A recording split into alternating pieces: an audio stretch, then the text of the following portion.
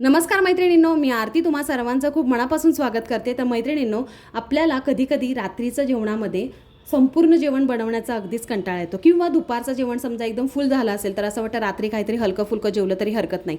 अशा वेळेस तुम्ही ही रेसिपी नक्कीच ट्राय करू शकता. आज आपण अगदी सोप्यातल्या सोप्या पद्धतीने कशी बनवता येईल अशी डाळ तडका आणि जिरा राईस ही रेसिपी तुमच्याबरोबर मी शेअर केलेली आहे.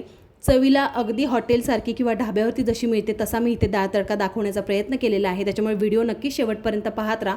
कसा वाटला व्हिडिओ ते कमेंट करून जरूर सांगा. जास्त वेळ न घालवता आपण आपल्या रेसिपीला आता सुरुवात करूया. तर इथे मैत्रिणींनो, मी 2 प्रकारच्या डाळी वापरलेल्या आहे. एक तर तूर डाळ वापरलेली आहे आणि एक मूग डाळ वापरलेली आहे. तर समजा तूर डाळ जर तुम्ही 1 कप घेतलेली असेल तर अर्धा वाटी इतकं किंवा अर्धा कप इतकं तुम्ही मूग डाळ घेऊ शकता. मूग डाळीमुळे छान आपल्या डाळीला असा एकसंधपणा येतो. त्याच्यामुळे दोन्ही डाळीचा वापर करा असं मी सांगेन. किंवा तुम्ही तूर डाळ असेल तर फक्त तूर डाळ वापरली तरी हरकत नाही. तर आता डाळ 3 ते 4 पाण्याने छान अशी स्वच्छ धुवून घेतली आणि त्याच्यानंतर मी ह्याला आता भिजत ठेवणार आहे. कमीत कमी तुम्ही 15 ते 20 मिनटं ठेवा किंवा जास्तीत जास्त पाऊण तास ते 1 तासभर तुम्ही ठेवू शकता. आता डाळ जी आहे ती साईडला भिजत ठेवलेली आहे. मी इथे तांदूळ मी ह्या पेल्याने 1.5 पेला इतका तांदूळ घेतला होता.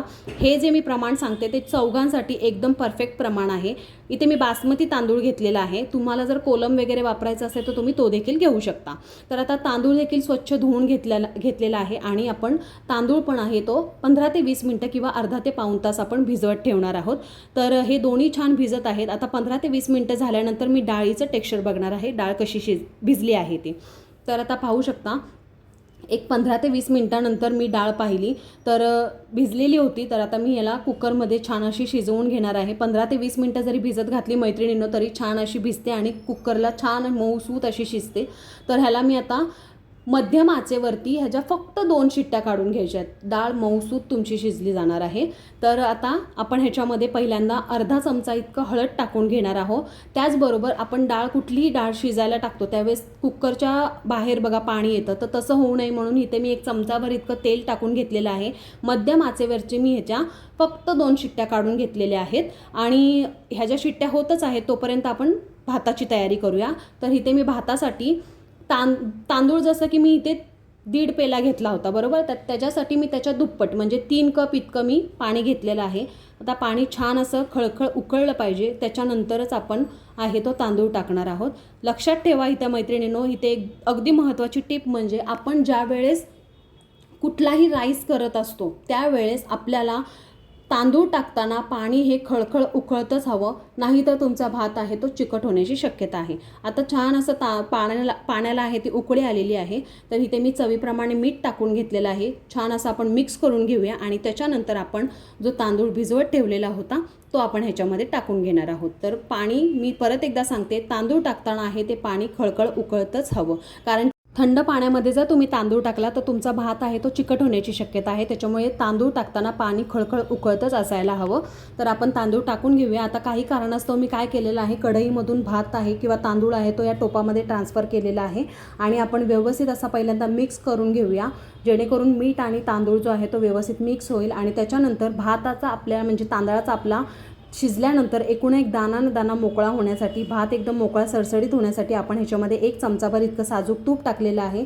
आणि आता उकळी काढून छान आहे तर पाणी जे आहे ते आटवून घेऊया. तर आता 5 ते 10 मिनटानंतर ह्याचं टेक्स्चर पाहूयात मैत्रिणींनो, व्यवस्थित असं पाणी आटलेलं आहे. आता आपण झाकण ठेवून ह्याला 5 ते 10 मिनटं छान दणकून अशी वाफ काढून घ्यायची आहे. 5 ते 10 मिनटं झाल्यानंतर आपण भाताचं टेक्स्चर पाहणार आहोत.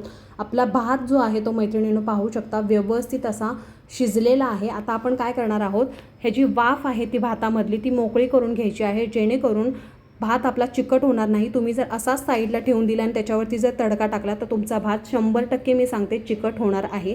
तर ही जी वाफ आहे ती अशी मोकळी करून घ्या आणि त्याच्यानंतर आपण तडक्याची तयारी करून घेणार आहोत. तर इथे तडक्यासाठी मी इथे 2 चमचे इतकं साजूक तूप टाकून घेतलेलं आहे. छोटासा टोप घेतलेला आहे, त्याच्यामध्ये 2 चमचे साजूक तूप टाकून घेतलेलं आहे.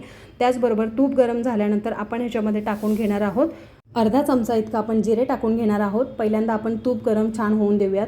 इथे महत्त्वाची टिप म्हणजे मैत्रिणींनो, तूप आहे किंवा कुठलाही तडका करताना हाय फ्लेमवरती करू नका गरम.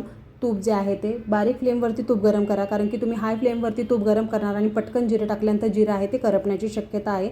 जिरं जर तुमचं करपलं किंवा तुमची फोडणी करपली तर तुमच्या पूर्ण कुठल्याही रेसिपीची किंवा भाजीची टेस्ट आहे ती पूर्णपणे बदलून जाते. त्याच्यामुळे शक्यतो करून जे आहे तूप किंवा तेल गरम करताना स्लो फ्लेमवरती तूप किंवा तेल गरम करू शकता. आता व्यवस्थित इथं आपला जिरं वगैरे फुलल्यानंतर आपण थोडीशी इथे फोडणीमध्ये देखील कोथिंबीर टाकलेली आहे, जेणेकरून कोथिंबीरीचा फ्लेवर आहे ना खूप सुंदर असा येतो. तर आता ही गरमागरम जो तडका आहे तो आपण ह्याच्यावरती भातावरती टाकून देणार आहोत आणि भात आहे तो व्यवस्थित असा मिक्स करून घेणार आहोत. अगदी हलक्या हाताने इथे तांदूळात आपला भात आहे तो मिक्स करून घ्यायचा आहे.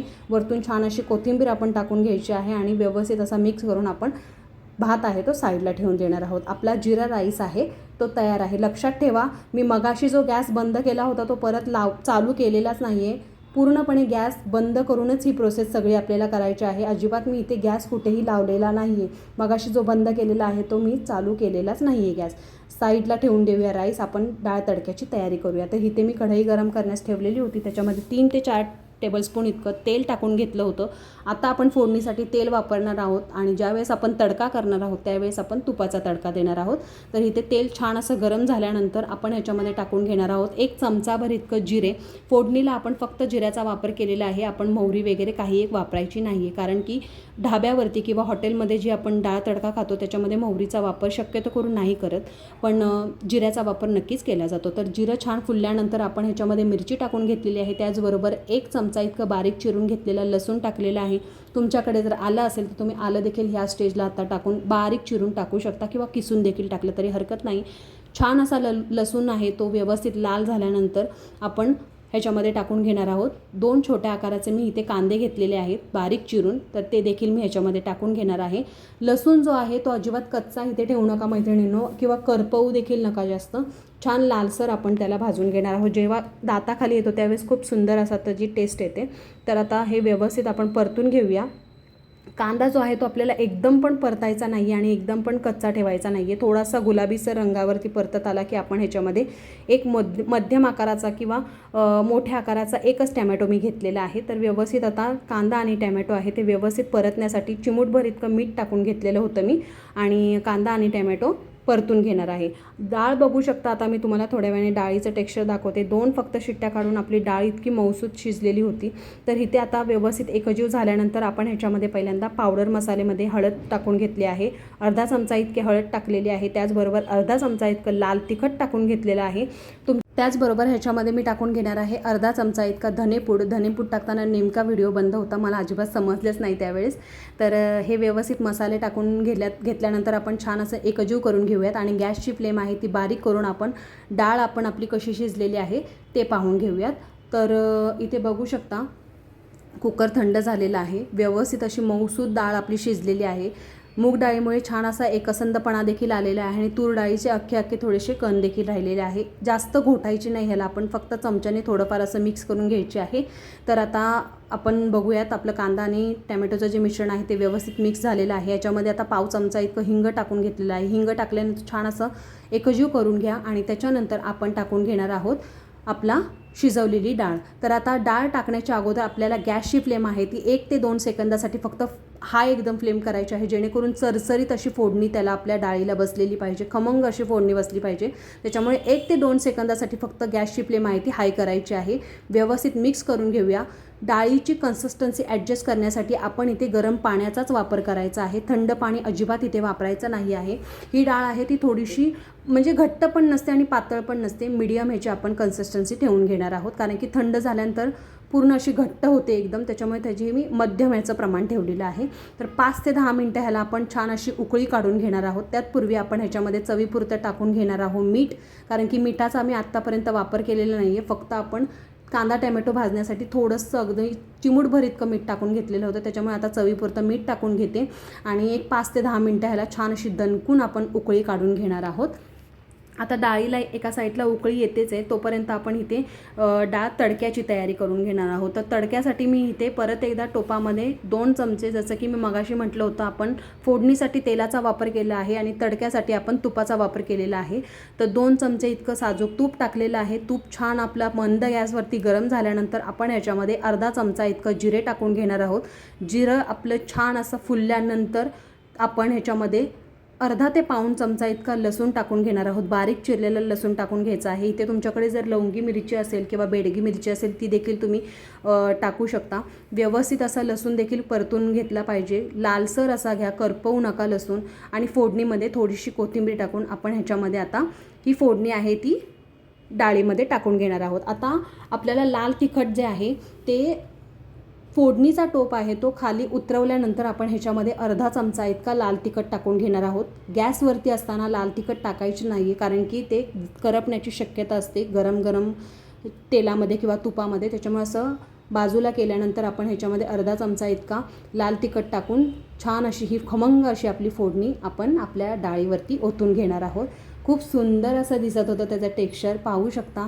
आणि चवीला अप्रतिम अशी डाळ झाली होती. त्याच्यामुळे ही रेसिपी नक्की तुम्ही ट्राय करून बघा. तुम्हाला हॉटेलमध्ये जाण्याची अजिबात गरज पडणार नाही. आता वरतून चवीपुरती आपण कोथिंबीर टाकणार आहोत. छान अशी टेस्टला चवी म्हणजे कोथिंबीरीमुळे म्हणतात ना त्याला चांद लागतात, तसे कोथिंबीर काम करून जाते. त्याच्यामुळे कोथिंबीर अवश्य इथे आपल्याला वापरायचीच आहे. तर व्यवस्थित असं कोथिंबीर टाकून घेतल्यानंतर आपण आता इथे सगळ्यात शेवटी मी इथे 1 चमचाभर इथे गरम मसाला वापरलेला आहे. कुठलाही गरम मसाला घ्या तुम्ही. गरम मसाला शेवटीच सगळ्यात टाका, जेणेकरून त्याचा स्वाद आहे तो खूप सुंदर असा शेवटपर्यंत राहतो. आणि फक्त 2 मिनटं ह्याला आता उकळी काढणार आहे. आणि त्याच्यानंतर आपण डाळ तडका आणि जिरा राईस सर्व करूया. मैत्रिणींनो, रेसिपी कशी वाटली हे मला कमेंट करून जरूर सांगा. आणि रेसिपी नक्की ट्राय करून बघा. आवडली तर आपल्या चॅनलला एक लाईक नक्की करा, इतरांना शेअर देखील करा. आणि हो, सबस्क्राईब करायला अजिबात विसरू नका. शेजारचं बेल आयकॉनची घंटी आहे ती देखील प्रेस करा, जेणेकरून आपल्या व्हिडिओचे तुम्हाला नोटिफिकेशन नक्कीच येत जातील.